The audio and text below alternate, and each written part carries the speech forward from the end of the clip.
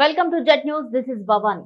Details చూస్తే Telangana governor చప్రాసీగా పనిచేస్తున్నారని CPI జాతీయ కార్యదర్శి నారాయణ సంచలన వ్యాఖ్యలు చేశారు.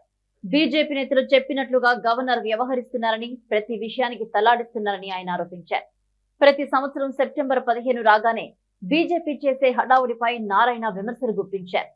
సెప్టెంబర్ 15న తెలంగాణ విమోచన దినం పేరుతో బీజేపీ వేడుకలు నిర్వహిస్తూ దానిని రాజకీయంగా వాడుకుంటుందని ఆయన అన్నారు. దేశ స్వాతంత్ర పోరాటంలో కమ్యూనిస్టుల పాత్ర గురించి ప్రస్తావిస్తూ స్వతంత్ర ఉద్యమంలో ఒక్కో ఆర్ఎస్ఎస్ కార్యకర్త కూడా పాల్గొనలేదని నారాయణ స్పష్టం చేశారు.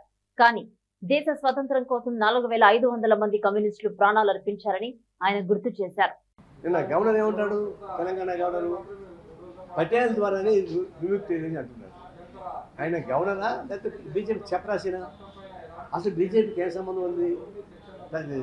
స్వాతంత్ర పోరాటంలో బ్రిటిష్ వాళ్ళకి వ్యతిరేకంగా పోరాటం సాగించారు. సావర్కర్ అటెండెంట్కి అయినాడు, మళ్ళీ సరెండర్ బయట పెట్టేశాడు.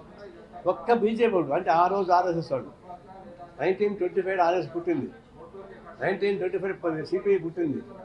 కానీ ఆర్ఎస్ఎస్ పనులు నిర్వహించి జరిగిన బ్రిటిష్ వ్యతిరేక ఉద్యమం స్వాతంత్ర పోరాటంలో ఒక్కడి పాల్గొలేదు, ఒక్కడికి లాఠీ తగలలేదు, ఒక్కడికి బుల్లెట్ తగలలేదు. కానీ 4,500,000 మంది పోగొట్టుకున్న కమ్యూనిస్టులు ప్రజల ఉద్యమాలు అభివృద్ధి కాదని వాళ్ళు బ్రిటిష్ వాళ్ళు సపోర్ట్ చేశారు. నిజాం నవాబ్ జరిగింది. నిజాం రాజశేఖర్ పరిపాలన చూపించాలి. ఆర్ఎస్ పాల్గొనడం ఏమన్నా? పాల్గొనలేదు. ఆర్ఎస్ పాల్గొనలేదు. అంటే తెలంగాణ ఉద్యమానికి వాళ్ళు పాల్గొలేదు, స్వతంత్ర పోరాటానికి పాల్గొలేదు. పైపించి వాళ్ళకు బ్రిటిష్ తొత్తులుగాను నిజాం నవాబ్ తొత్తులుగా వచ్చినటువంటి బానిసలు చేశారు.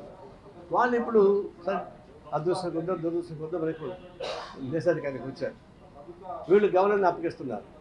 ఎవరిని అప్పగిస్తున్నారు? నాన్ పొలిటికల్ అప్పగించాలా? ఫస్ట్ ఆర్ఎస్ఎస్ వాళ్ళని అప్పగిస్తున్నారు.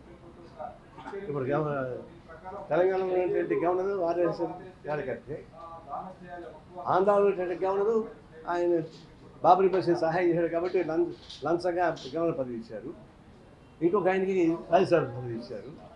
ఇప్పుడు తమిళనాడు గవర్నరు, కేరళ గవర్నరు అచ్చగా ఆర్ఎస్ఎస్ కార్యకర్త.